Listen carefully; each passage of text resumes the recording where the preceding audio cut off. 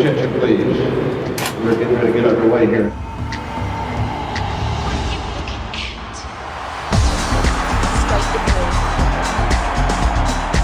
It was extremely exciting. We're part of the Super Bowl, a game that people anticipate all year. We're part of the halftime show with Madonna. Ladies, let's get to it. Madonna is a symbol of beauty. Madonna is a symbol of joy. She's a symbol of energy and talent, and this show represents that, and this show projects that in the images that we've been producing. With many meetings, we figured that the best opportunity would be to do projections onto the field. Madonna liked the idea a lot, and the Super Bowl backed it, and everyone was really happy with that. So we went from there, and we started designing different concepts of content, so different looks for different songs. So for me, it was more about doing some research, looking at her previous shows. Always interesting to see what was done for that song specifically, and then try something different. When this is approved, we go into the production phase. The production phase is when the direction is extremely clear, so we're ready to take the animation forward. For example, do we do a shoot? What elements do we do to create this animation? So behind the production of these famous songs, we had a great team. We had a team of designers like Alia, Tariq, among others, animators, Adam, Katie, Aude, our content manager, François Desroger, multimedia director, Pam, and Saki as the overall creative director. So I guess the first big challenge was to figure out a way to make this Super Bowl an extravaganza, to really stun the audience and to make something very different. There was a great team on board, so there was Bruce Rogers that designed the whole stage, Al Gordon that designed the lighting, there was Ricky from Touchdown Entertainment, Jean-François Bouchard at Cirque du Soleil, Michel Laprise was the co-director with Jamie King on the project, Lawrence from the Super Bowl, and a whole team of very talented people. It was really inspiring to work so closely with Madonna. She's such a passionate artist, and she gets involved in all the little details of her show. I think she's the most multidisciplinary artist I've ever worked with. As we're conceptualizing the show, we had to think of what's happening on the field projection, and we had to think about what's happening on the LED floor of the stage, as well as the LED ribbons that wrap the whole stadium. So it's really a matter of thinking in an integral way, and then working very closely with Al Gordon for the lighting, because all these visual elements kind of synchronize together. So one of the essential tools in the Moment Factory's process during the production and integration, actually during the conception too, it's the maquette. The maquette is a scaled model of this real stage, and then we had this projection surface that it was the fabric used for the projection was deployed before the show so we could project. We had 32 HD projectors that were stacked in groups of 4 so we could get the necessary brightness for the camera. So we have our LED stage, is a stage that is 125 feet. This is brought up by carts that were set up by volunteers at the halftime that we had 7 minutes to set up, so the team did a great work.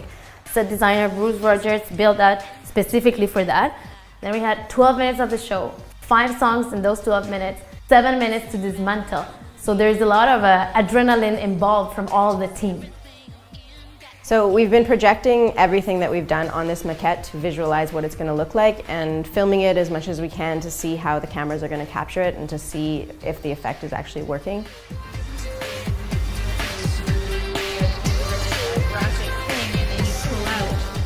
Oh, the stage is 3D. Oh, and maybe this is really there. Can we see a picture of the other one? Yeah, and there's also a big group on the music. And what's going to be interesting, since we're more doing the show for TV than for the people who are going to be watching it live, we're going to be making a lot of trompe-l'œil effects. So we're going to fake 3D with that projection on the field. The TV is most of the time going to be focused on Madonna. So we have to think about this variety of camera angles. We're not going to always have this beautiful wide shot for our trompe-l'œil effects and our big eye candy moments. So we have a workflow in which we create 3D elements and we film them from a certain perspective in our 3D software, and then bring them in our 2D software and deform them so that when we film them from the same perspective, we see what we would see in 3D. I'm sexy and I know it.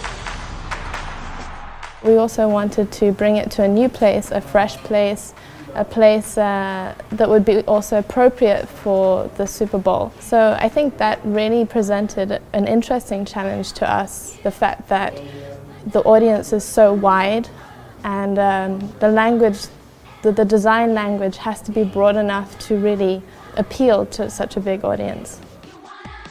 A lot of it had to be sound driven because Madonna is very meticulous in how she likes, things to hit the beat, when it should hit the beat. So the obvious choice was to have the sound drive the color and the lighting.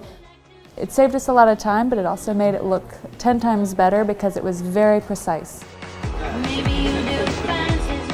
You want to be able to see the scene, have a lot of movement, and rapidly kind of get out of it into the next scene. So it's very punchy. There's a lot of changes, a lot of variety. But the trouble with this part is that you don't want to have so much variety that you can't follow anymore. You want to be able to make sense and to be able to have like a sense of continuity, not just kind of like rush from one look to the next. So then, when this process is finished, we have our famous integration, which is the most challenging moment of the process, but it's the most amazing one at the same time. Super Bowl! This is when we go on site and we see the set and the space for the first time. We were set on a production office on a trailer. There was a great vibe. I mean, everyone was happy to be there. We were pushing our limits a bit, but in a good way. We just jumped from trailer to trailer, going to Amish Hamilton from the camera team, sitting down, reviewing the maquette. Okay, do we put the camera here? Do we put it there? No, here she's changing, so we need a transition and focus on the content. It's little stuff which makes a difference in the show.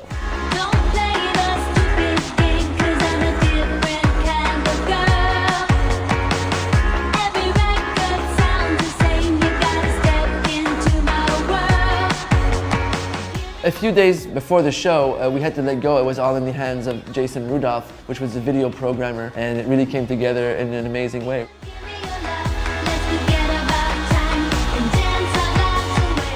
So finally we're there, we're on the field, sharing this moment with the whole people in the audience and the people in their houses and their families and friends, and people really think that we projected on the field. So it was great to see that live.